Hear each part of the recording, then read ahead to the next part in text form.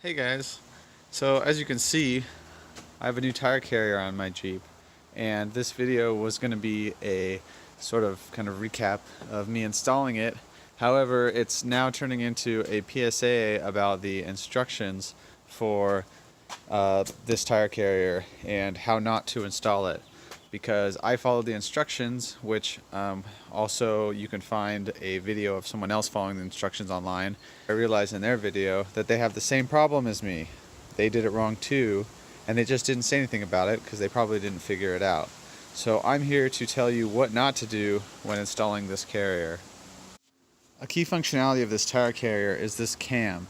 Now, the way this works is the hole is off center from this disc, and as you turn it, it moves this bolt left or right in the slotted hole here, and that in turn raises and lowers the tire carrier.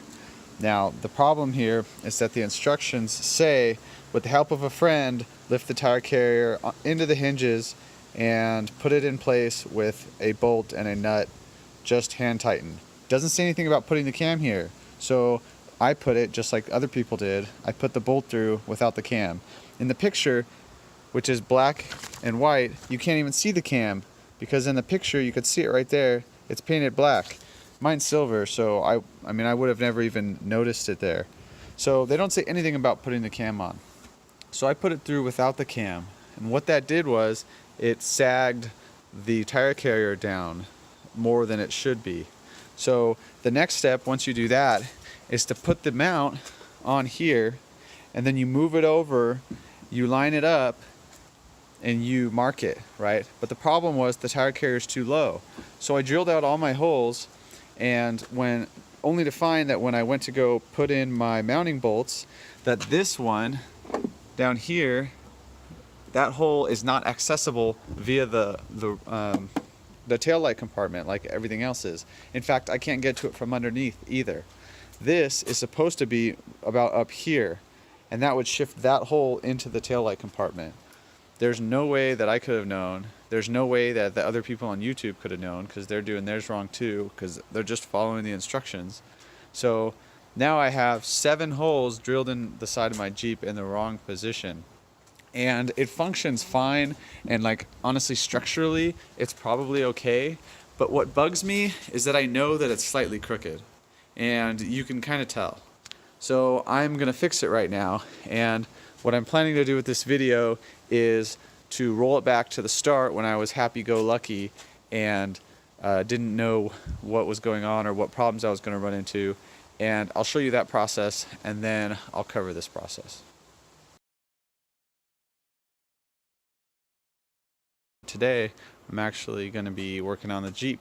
I bought a new tire carrier because I've had the tire on the door since I got it, and it's supposedly bad for the hinges, and so I bought this tire carrier. It's a DV8 TC-1 Tire Carrier.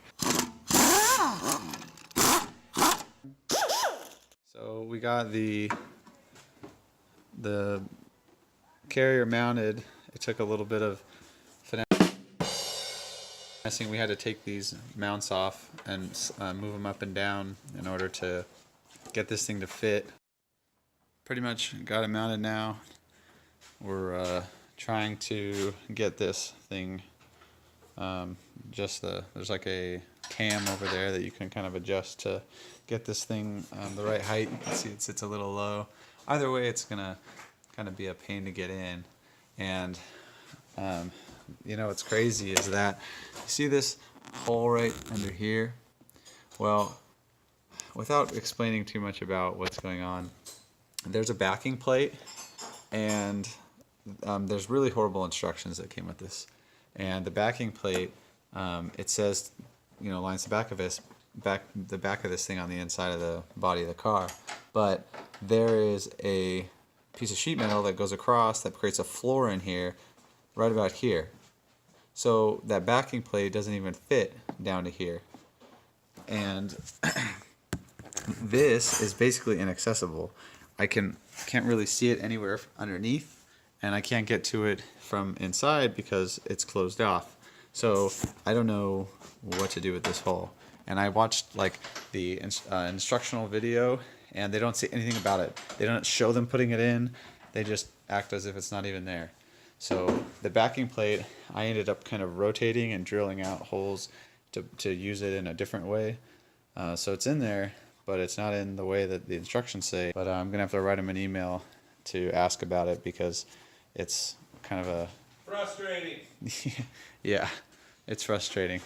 So it's officially mounted, at least somewhat, because I still don't know what to do about that, but I'm going to worry about that hole another day. So let me show you how it operates here. Kind of a two-handed thing to line the pin up and pull it. But this opens out,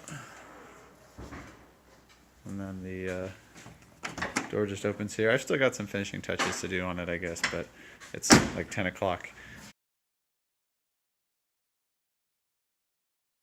So here's my jacked up holes, and I have maxed out the cam, so I just made it as with as much space as possible, and you can see now that I'm lining up here.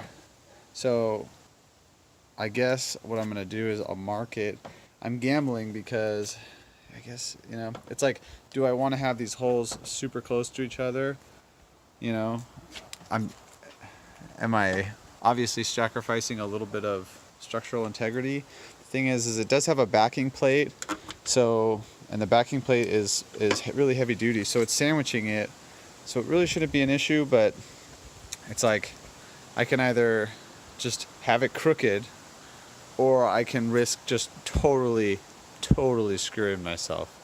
So I'm gonna risk totally screwing myself because I can't handle having it crooked, and who knows what I'm gonna have to do if drilling the new holes doesn't work out. So I'm gonna mark it, and then I'll reevaluate and go from there.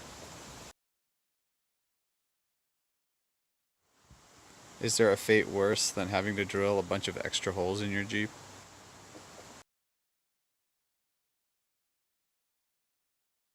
Check it out. Lo and behold, the bottom mounting bolt is now accessible and fits. And I just need to come up with something to cover that. Maybe I'll like silicone it or something just to prevent stuff from water from getting in there. But check it out. It actually goes in, or like lines up even better than before. Although it takes a little bit of force to get it closed. But ta-da! Finally, it's done, and it's in there secure. I'm not too worried about the old holes. I'm glad that most of them are covered, with the exception of this one, and I'll just have to address that. So now that it's all said and done, I have to say I really do like the tire carrier. I'm kind of concerned about oxidation because you have to end up, you know, removing a lot of the powder coating, and some of it kind of wears off with use. So I'm going to touch up those spots. I wish that I didn't have to do this whole redrill process. If it weren't for the instructions being so unclear, then I would, you know, so far give this thing 2 thumbs up. You know, it remains to be seen how it holds up, but I don't understand how DV8 can sell these really expensive products and not just spend like a day to make nice instructions instead of these, like someone in Word threw some pictures in and really was not thorough, and then they print them in black and white, and black on black. You can't even see what you're looking at. So it's just, I don't know, that's my main complaint, and the fact that I now have some holes in my Jeep that I can't fill. So other than that, I guess we'll see how it holds up, and I'm glad that it's done, and it really does look pretty cool. So thanks for watching my video, and I hope that this video saves you if you buy this tire carrier, which I'm not saying don't buy the tire carrier because it's cool. Just make sure that you pay special attention to where you mount this right here. So thanks for watching.